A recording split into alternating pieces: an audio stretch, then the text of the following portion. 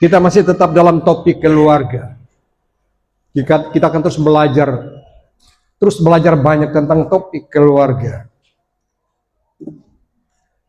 Sebab memang Allah menjadikan langit dan bumi, dan lembaga pertama yang Tuhan bangun ialah keluarga. Dan kita terus belajar.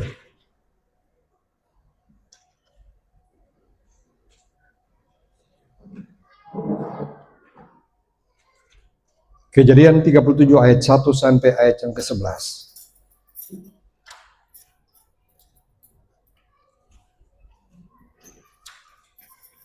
Mari kita baca ayat ini secara bersama-sama.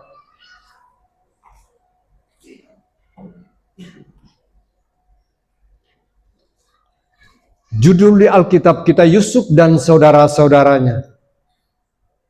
1, 2, 3. Adapun Yakub, ia diam di negeri penumpangan ayahnya, yakni di tanah Kanaan. Inilah riwayat keturunan Yakub. Yusuf tatkala berumur 17 tahun, jadi masih muda, biasa menggembalakan kambing domba bersama-sama dengan saudara-saudaranya, anak-anak Bilha dan Silpa, kedua istri ayahnya. Dan Yusuf menyampaikan kepada ayahnya kabar tentang kejahatan saudara-saudaranya. Israel lebih mengasihi Yusuf dari semua anaknya yang lain, sebab Yusuf itulah anaknya yang lahir pada masa tuanya, dan ia menyuruh membuat jubah yang maha indah bagi dia. Setelah dilihat oleh saudara-saudaranya bahwa ayahnya lebih mengasihi Yusuf dari saudara-saudaranya, maka bencilah mereka itu kepadanya dan tidak mau menyapanya dengan ramah. Pada suatu kali bermimpilah Yusuf, lalu mimpinya diceritakannya kepada saudara-saudaranya. Sebab itulah mereka lebih benci lagi kepadanya. Karena katanya kepada mereka, coba dengarkan mimpi yang kumimpikan ini. Tampak kita sedang di ladang mengikat berkas-berkas gandum. Lalu bangkitlah berkasku tegak berdiri. Kemudian datanglah berkas-berkas kamu sekalian mengelilingi dan sujud menyembah kepada berkasku itu. Lalu saudara-saudaranya berkata kepadanya, apakah engkau ingin menjadi raja atas kami? Apakah kau ingin berkuasa atas kami? Jadi makan bencilah mereka kepadanya karena mimpinya dan karena perkataannya itu. Lalu ia memimpikan pula mimpi yang lain yang diceritakannya kepada saudara-saudaranya. Katanya, aku bermimpi pula, tampak matahari, bulan dan 11 bintang sujud menyembah kepadaku. Setelah hal ini diceritakannya kepada ayah dan bersaudara-saudaranya, maka ia ditegur oleh ayahnya. Mimpi apa mimpimu itu? Masakan aku dan ibumu serta saudara-saudaramu sujud menyembah kepadamu sampai ke tanah? Maka iri hatilah saudara-saudaranya kepadanya, tetapi ayahnya menyimpan hal itu dalam hatinya. Luar biasa. Keluarga yang dibentuk, suami, istri, anak-anak, lengkap dengan kasih dan penyertaan perlindungan Tuhan. Tetapi satu hal yang kita belajar di sini, di dalam keluarga yang dibentuk ini, Alkitab menegaskan, menceritakan kepada kita semua bahwa Yakub di dalam membina, membimbing anak-anaknya di dalam keluarganya. Ternyata di sana ada pilih kasih. Katakan pilih kasih. Pilih kasih menuai luka di hati. Pilih kasih di dalam keluarga akan melahirkan iri hati dan kebencian. Dan itu yang terjadi dalam keluarga Yusuf. Orang tua dan saudara-saudaranya.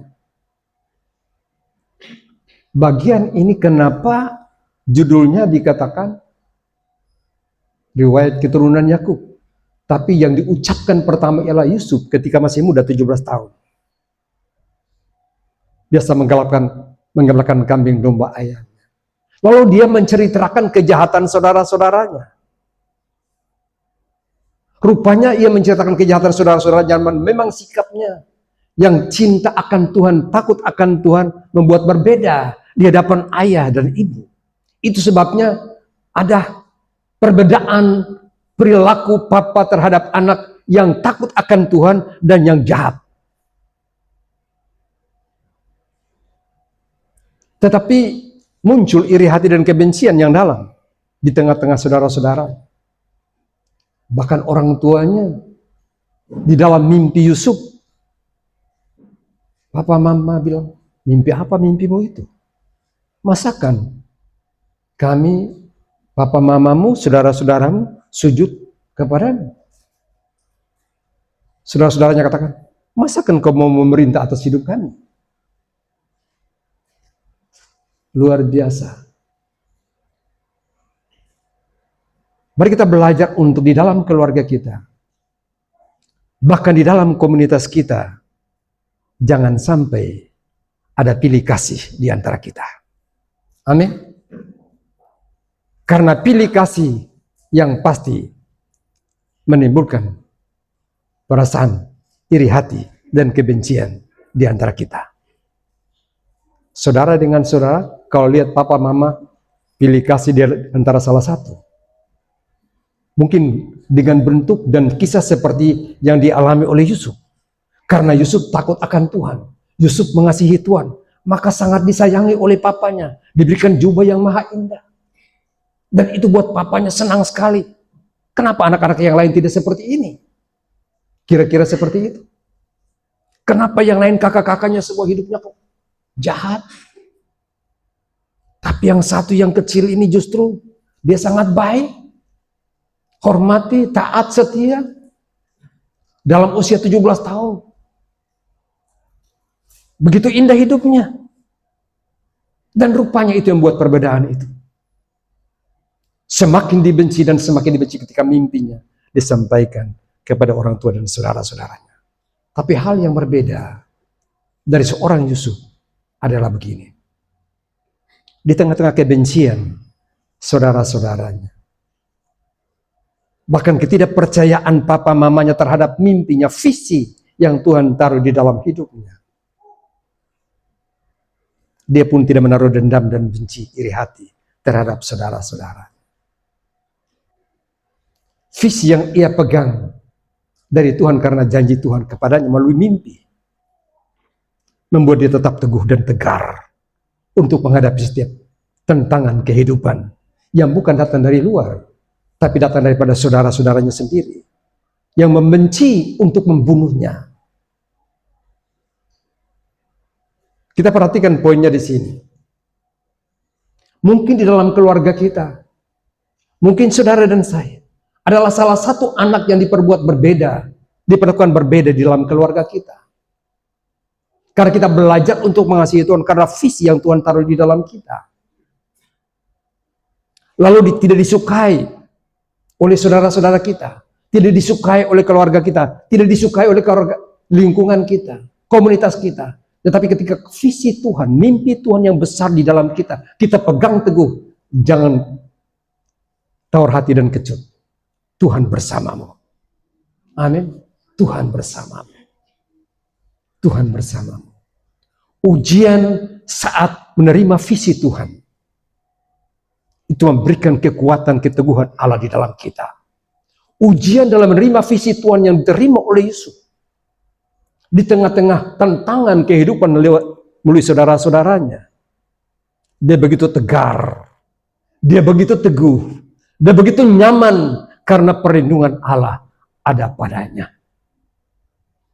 Saudara tangkap sampai di sini? Tangkap sampai sini? Mari perhatikan baik. Ujian saat dia menerima visi Tuhan. Wow, luar biasa.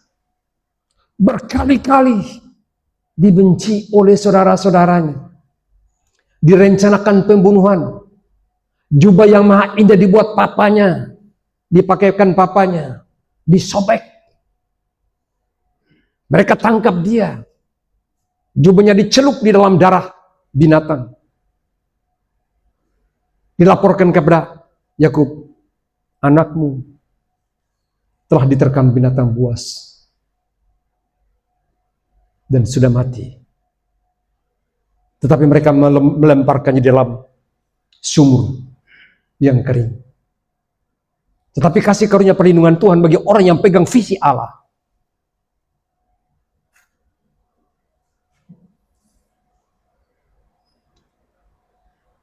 Dia menerima perlindungan Tuhan. Ruben datang dan katakan, wah, kenapa kamu buang dia di dalam sumur ini? Saya bisa mati. Ini saudara kita. Ini adik kita. Kenapa kamu berlaku demikian? Jangan bunuh dia. Ada kafilah orang Ismail lewat. Jangan bunuh dia, jangan apa-apakan dia. Baiklah kita jual dia kepada orang Ismail. Dan tangan berikut dia dijual menjadi budak. Dibeli menjadi budak. Ujian datang lagi. Karena visi Tuhan. Ujian datang lagi. Sampai di sana. Dijual. Dibawa ke rumah Potifar. Menjadi budak. Ujian datang lagi. Cobaan datang lagi. Digoda istri Potifar untuk tidur bersamanya. Tapi kasih karunia Tuhan, iman yang meneguhkan Yusuf, yang berpegang atas visi Tuhan, bahwa satu ketika dia akan menjadi orang yang memulihkan keluarganya. Satu ketika dia menjadi orang yang memulihkan bangsanya. Satu ketika dia menjadi orang yang memulihkan bangsa-bangsa. Itu dia pegang teguh. Sehingga walaupun digoda dan berkali-kali digoda, tetapi dia tetap berpegang akan visi Tuhan. Bahwa janji Allah di dalam mimpinya, dia harus menerima dan mengalaminya. Karena Tuhan nyatakan kehendaknya dan kebesarannya bagi dia. Yang ditantang, dibenci, tidak disukai oleh keluarganya. Karena visi itu belum selesai. Ditipu oleh istri Potifar. Bahwa dia ditiduri. Dipaksakan ditiduri. Dan dia harus dipenjarakan. Ujian. Demi ujian dialami. Tapi di penjara, kasih karunia Tuhan menyertai Yusuf. Justru dipilih jadi orang yang berkuasa di dalam seluruh tahanan, di dalam penjara itu. Karena visi Tuhan, perlindungan Tuhan.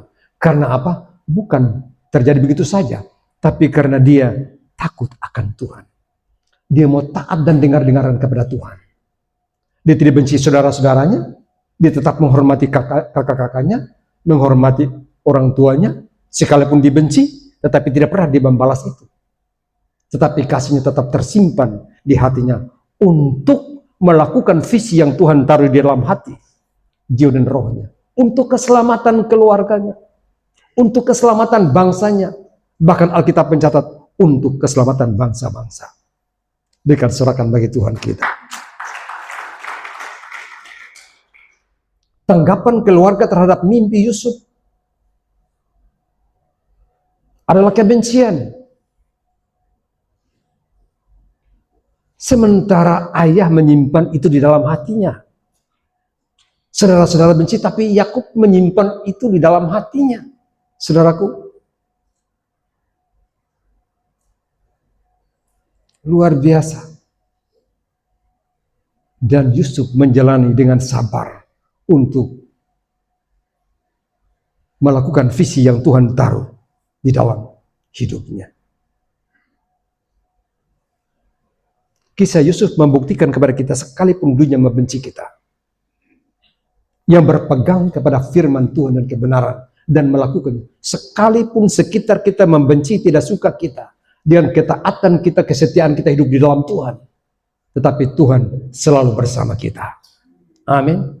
Tuhan selalu bersama kita.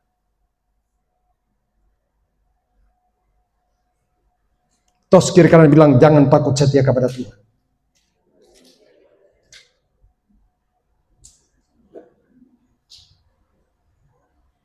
kecemburuan, iri hati dari saudara-saudaranya terhadap Yusuf. Tetapi Allah yang berdaulat tetap menyertai seorang Yusuf yang taat dan setia kepada. Mari kita belajar hari ini dalam setiap kondisi kehidupan kita. Jangan membuat pilih kasih di antara kita. Untuk kita menang atas visi yang Tuhan taruh di dalam kehidupan kita. Yang Tuhan taruh mimpi-mimpi besar kita. Untuk masa depan. Untuk hidup di dalam kekekalan. Untuk merubah situasi kehidupan keluarga kita. Kehidupan lingkungan kita, bahkan bangsa kita. Pengajaran yang kita terima hari ini adalah yang pertama, dari sosok Yusuf yang dibenci, tidak disukai. Kenapa dia bisa menang berhasil sebagai seorang Perdana Menteri yang merubah satu bangsa? Dia belajar dari keluarganya yang tidak setia kepada Tuhan. Tetapi dia belajar untuk di tengah keluarga yang tidak setia kepada Tuhan ini. Dia belajar untuk mengikuti perintah Tuhan saja dengan hidup dalam kerendahan hati. Yang pertama, untuk meraih mimpi besar kita dalam menghadapi setiap tantangan, ujian, cobaan yang datang silih berganti. Hal pertama supaya kita berhasil adalah hidup dalam kerendahan hati. Katakan sama-sama, hidup dalam kerendahan hati. Amsal 22 ayat yang keempat, buka sama-sama. Amsal 22 ayat yang keempat. Untuk meraih hidup yang berkenan kepada Allah dan lewat kehidupan kita yang tidak disukai dan dibenci oleh sesama kita, keluarga kita. Dan ketika visi Tuhan taruh di dalam setiap kita. Jangan tawar hati. Hadapi dengan hidup di dalam kerendahan hati. Firman Tuhan berkata dalam Amsal 22 ayat yang keempat, ganjaran kerendahan hati dan takut akan Tuhan adalah kekayaan, kehormatan, dan kehidupan. Berikan tepuk tangan bagi Allah kita. Baca sama-sama satu kali. 1, 2, 3. Ganjaran kerendahan hati dan takut akan Tuhan adalah kekayaan, kehormatan, dan kehidupan. Itu yang dialami oleh Yusuf. Yang memulihkan keluarganya dari papanya yang tukang tipu, saudara-saudaranya yang tukang tipu, opanya yang tukang tipu, mertua papanya, besan papanya yang tukang tipu. Tetapi dari satu orang yang punya visi, yang pegang visi Tuhan, merubah satu keluarga dan merubah satu bangsa. Wow. Dia mengerti sekali. Kalau visi Tuhan yang Tuhan taruh di dalam dia harus terjadi dan harus terlaksana, maka hidupnya yang dia lakukanlah hidup dalam kerendahan hati. Dia mengerti betul bahwa saatnya akan tiba, perubahan akan berbalik, kenyataan hidup akan berubah. Dia sangat yakin akan firman Tuhan bahwa kondisi hari ini akan berbeda dengan hari besok. Amin. Orang yang pegang visi Tuhan akan punya keyakinan yang teguh bahwa hidup hari ini akan berbeda dengan hari besok. Hidup hari besok akan berbeda dengan hari ini. Hari ini mungkin kita susah. Kita menderita. Ada tekanan, himpitan. Ada cobaan, silih berganti. Tidak disukai. Tetapi yakinlah, ketika kita berpegang pada janji Tuhan, keadaan besok akan berubah secara luar biasa. Karena Allah turut bekerja dalam segala sesuatu untuk mendatangkan kebaikan bagi setiap orang yang percaya kepada Dia. Itu orang-orang yang mengasihi Dia. Itu janji Tuhan. Amin. Berikan sorakan bagi Tuhan kita. Tos kiri kanan bilang, mari kita belajar hidup dalam kerendahan hati. Walaupun cobaan datang, Walaupun ujian datang, silih berganti, jangan terpengaruh dengan gangguan dan tawaran-tawaran dunia. Tawaran dunia akan menggagalkan visi Tuhan yang Tuhan taruh dalam kita untuk mencapai keberuntungan dan keberhasilan. Tapi kalau kita berpegang teguh akan firman Tuhan, akan janji Tuhan, maka tawaran dunia boleh datang silih berganti. Tantangan dan ujian boleh datang silih berganti. Saya suka selalu ajarkan bahwa ujian datang kepada kita untuk membawa kita naik dan bukan turun. Ujian membentuk kita untuk kita masuk dalam prosesnya Tuhan. Amin. Tapi pencobaan datang dari iblis untuk apa? Menjatuhkan kita, menjauhkan kita dari Tuhan dan kasih karunia Tuhan. Jadi jangan cepat-cepat terima tawaran dunia ini. Jangan cepat-cepat tergoda dengan tawaran dunia ini.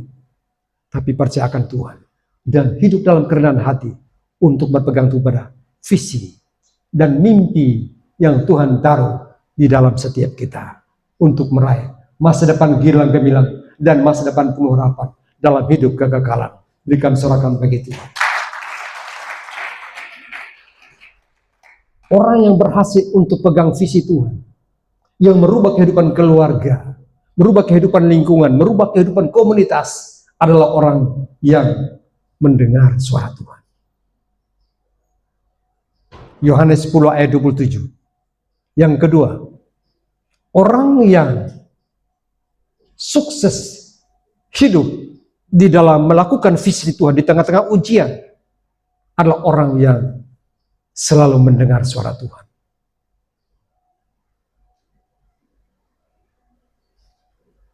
Salaman kiri kanan bilang, mari kita selalu dengar suara Tuhan. Wow. Dengar suara di surga seperti aliran air. Penyembahan yang dari tahtamu,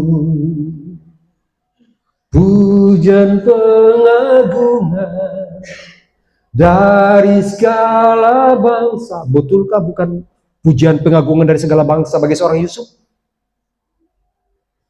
Wow, luar biasa. Pujian pengagungan dari segala bangsa. Kelaparan seluruh dunia. Siapa yang membawa perubahan itu? Yusuf yang dibenci, Yusuf yang tidak disukai. Kelaparan bagi keluarganya, hidup dalam penderitaan di Mesir. Apa yang terjadi? Dia yang membawa perubahan karena suka dengar suara Tuhan. Amin. Yohanes 10 ayat yang ke-27.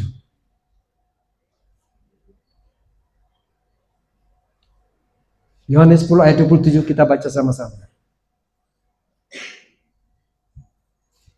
Luar biasa. Kalau dengar suara Tuhan begitu indah, begitu menyenangkan, begitu aman.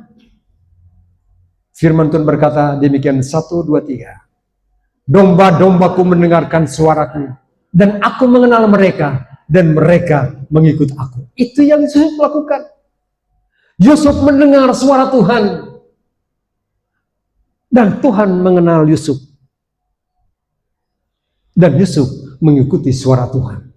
Dia tidak mengikuti suara dunia, dia tidak mengikuti suara kebencian, iri hati, dendam. Dia tidak mengikuti suara istri Potifar, dia tidak mengikuti suara orang lain yang memasukkan dia dalam penjara, dia tidak mengikuti suara siapapun juga, tetapi dia mengikuti suara Tuhan. Amin, saudara. Mendengar suara Tuhan indah untuk membawa kita dalam meraih dan menikmati janji Tuhan. Mendengar suara Tuhan membawa kita untuk menerima visi, misi yang Tuhan taruh di dalam kita, untuk membawa perubahan dalam setiap keluarga kita. Bayangkan, Yusuf mendengar suara Tuhan. Pemulihan terjadi ketika saudara-saudaranya tidak suka. Waktu pemulihan terjadi karena mendengar suara Tuhan. Kelaparan besar terjadi. Yakub perintahkan anak-anaknya, pergi Di Mesir banyak gandum. Melimpah di sana, mereka datang. Bertemu dengan Yusuf. Mereka tidak tahu itu adik mereka yang mereka buang. Mereka jual menjadi budak. Mereka tidak tahu. Tetapi kasih karunia Tuhan yang memampukan Yusuf, yang membangun Mesir untuk hidup dalam kelaparan dan bahkan seluruh dunia, datang ke Mesir untuk mencari makanan dari seorang Yusuf yang punya hikmat dari Tuhan. Menyiapkan 7 tahun melimpah, lumbung-lumbung diisi penuh. Dan waktu 7 tahun kelaparan, dunia ditimpa oleh kelaparan di seluruh dunia. Seluruh datang ke Mesir. Untuk mencari siapa? Mencari makanan. Siapa yang ada di sana? Yusuf adalah pemimpinnya, penguasanya, yang berkuasa untuk memberikan makan kepada seluruh orang yang mengalami kelaparan, penderitaan dan siksaan dari seorang yang terbuang. Dari seorang yang terbuang, dari seorang yang dibenci, dari seorang yang tidak disukai, dia memulihkan keluarganya di tengah-tengah kesukaran penderitaan. Dan bangsa-bangsa diubahkan. Kenapa? Karena Yusuf mendengar suara Tuhan. Pemulihan terjadi. Hari ini mungkin saudara dan saya, salah satu di antara kita yang mungkin tidak disukai di tengah keluarga atau komunitas kita. Dengar suara Tuhan. Sudah dipakai Tuhan memulihkan banyak hal. Amin. Yang ketiga.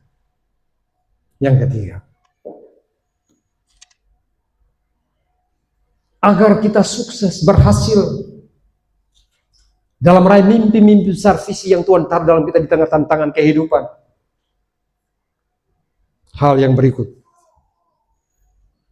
Yang ketiga adalah percaya akan janji Tuhan.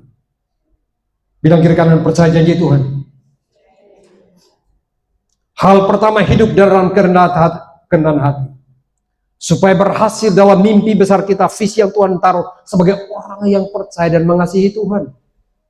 Yang kedua, dengarkan suara Tuhan. Jangan dengar suara asing. Amin. Jangan dengar suara dunia, suara asing, tapi dengar suara Tuhan. Firman-Nya, kebenarannya, dan lakukan. Lalu yang ketiga, percaya akan janji Tuhan. Lukas 1 ayat yang ke-45. Lukas 1 ayat yang ke-45.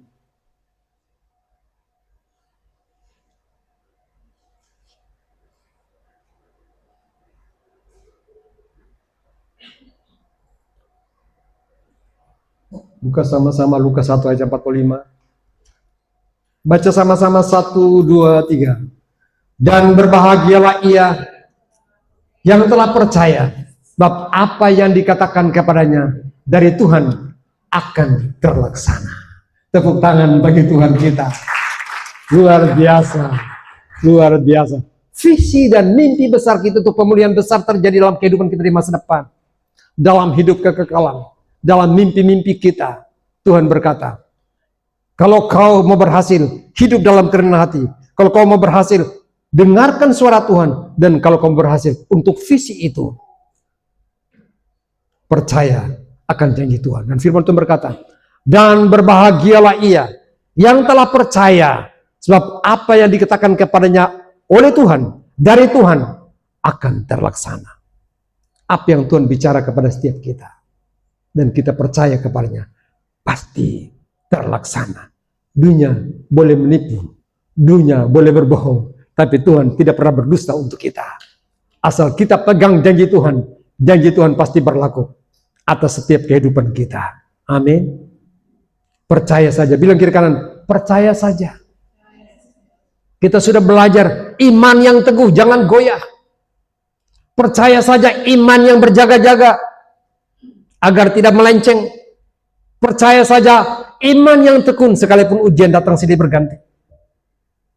Kalau itu yang kita lakukan, maka Tuhan ada kekuatan kita. Tuhan ada jawaban kehidupan kita. Keluarga kita pasti pulih.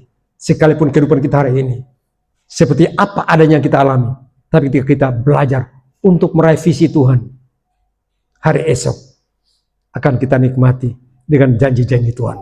Hidup dalam kerendahan hati, selalu mendengar suara Tuhan, dan percaya akan janjinya. Saya panggil tim musik. Tuhan Yesus memberkati kita semuanya.